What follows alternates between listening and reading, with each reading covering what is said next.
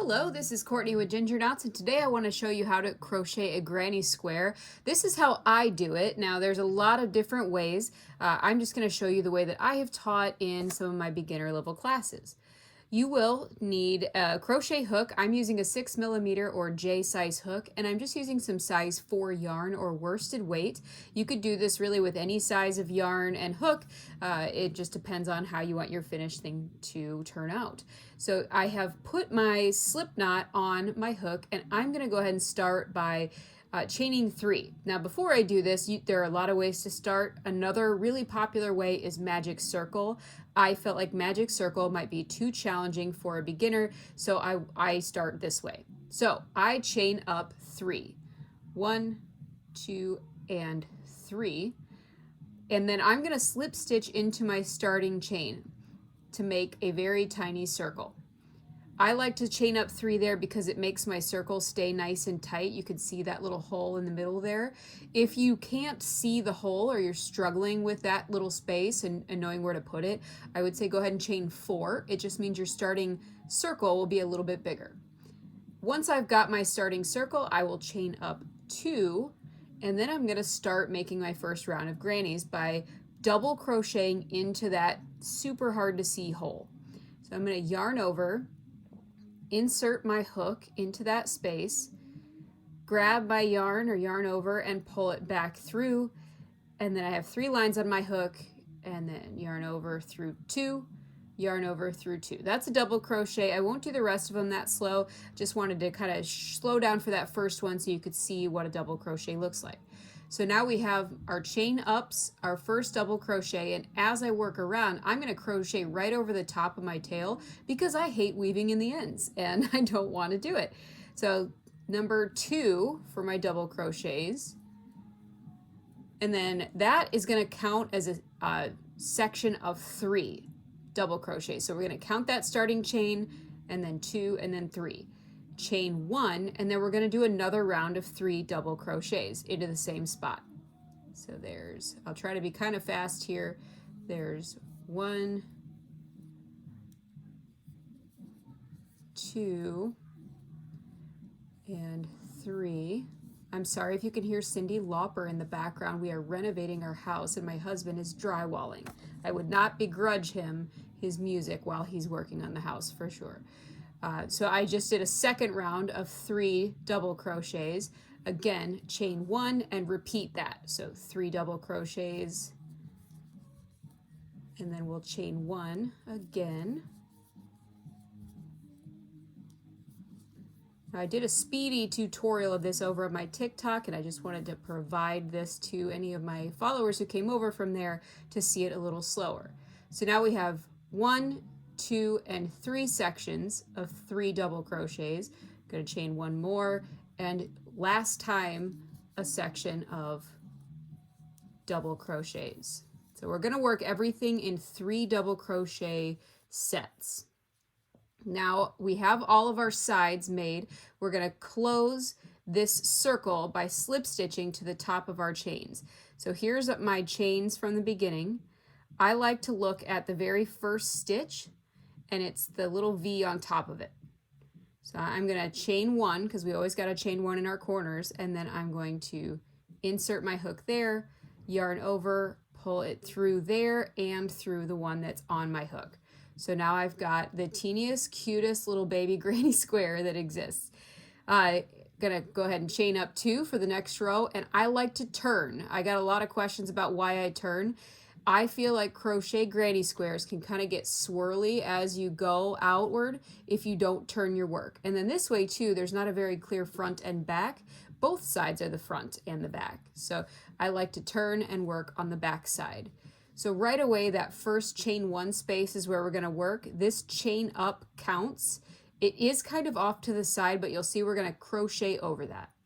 We're going to crochet, double crochet 2 into that first space. And then we're going to move on. This is the start of our first corner. That will make sense to you very soon. We're going to skip the set of 3 and work into the next chain 1 space. So I'm not chaining between here because I like the holes of my granny squares to be small. So I'm going to yarn over, double crochet 1, 2, 3 and chain 1, and then I'm going to put 3 more in that same space. So we got 1,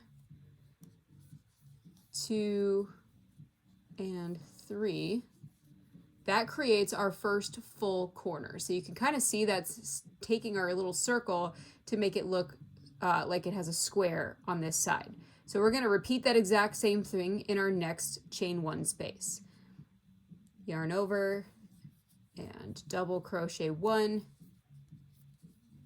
2, 3, chain 1, and then 3 more in that same space. With most of my newer crocheters, it was sometimes difficult to find that chain 1 space in the next round. Some people kind of ended up putting their double crochet sets in the wrong spot. If you're not sure, in the first round, what you could do is put a stitch marker in that space so you know where it is. That way you don't get kind of misled by some of these other possible gaps. You can just put a little piece of yarn or a true stitch marker, if you have one, in that spot. So when we got here, we would know that that is where it goes in that space. So I'm going to repeat the corner here. This is the third full corner we're doing. So I'm doing 3 double crochets, chain 1, and 3 more double crochets. If I wanted to, if I was having trouble seeing my corners, I would put a stitch marker right there in that chain 1 space just to help me see it. Now we are back around to the beginning where we started. So here's where we chained up 2 and the first 2 double crochets, and you can see that chain kind of starts over here, but our chain space is over here. That's all right. We're just going to double crochet right into that spot. So we're going to finish our corner. We started with a chain up and then 2 double crochets. We're going to finish with 3 double crochets. So now that corner is going to look just like the other ones. We're going to join with a slip stitch after we chain 1 to the top of our starting chains. So here's my first full stitch. There's the V that sits on top of it. So that's the one I'm going to work in. So slip stitch to close. So we have a teeny little baby granny square that is actually a square.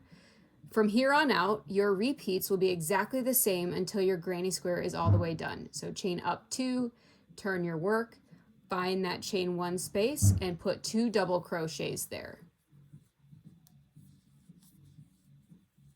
Now we have kind of some differences. We have our corner spaces like we've been working in, but we also have these side space gaps. So that is where you're going to put just 3. So I already started my corner here. Remember, we don't finish it. We're going to move on into the side gap and put 3 double crochets in the side gap. As we go, we'll have more and more side spaces, and we'll always have 4 corner spaces. So I just created a side space right there in this row by skipping over this section of 3. So I just did my first side with 3 double crochets. Now I've got a corner. So I'm going to move on into this chain 1 space and put another corner there. So I'm going to go 1, 2, and 3. Sorry if you hear him hammer drilling something downstairs. Chain 1 and then 3 more double crochets to make our corner. The construction noises always startle me, and I would turn it off, but I want my basement done, so sorry guys. So I've got that corner done, and now I'm working in a side space, so it gets 3. That's 1, 2, 3, and now I am to another corner. So it gets 6 with a chain in the middle. Thankfully, what he's working on right now is insulating, so the noise is much lower than it used to be. So I just did 3, I chained 1, and I'm doing 3 more. I know I'm going kind of fast, but I don't want this video to be 30 minutes, so I'm sorry about the speed. So we just finished a corner, we've got another side space. So we're gonna put 3 there. These can be made into blankets. Here's a corner. You can make purses, sweaters, scarves. Granny squares are much, much more versatile than you would initially think.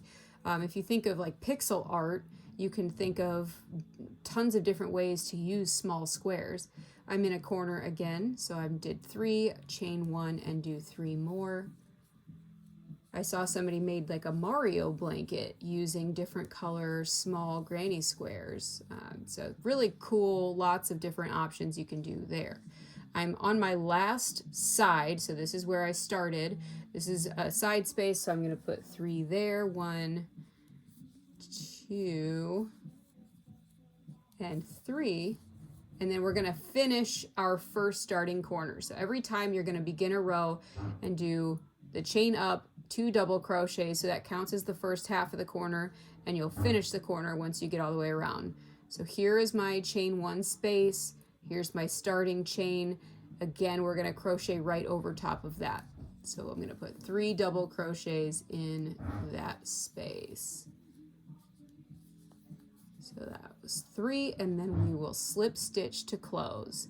So again, finding the top of our double crochet and slip stitch by pulling that all together. Oopsies, I forgot to chain 1.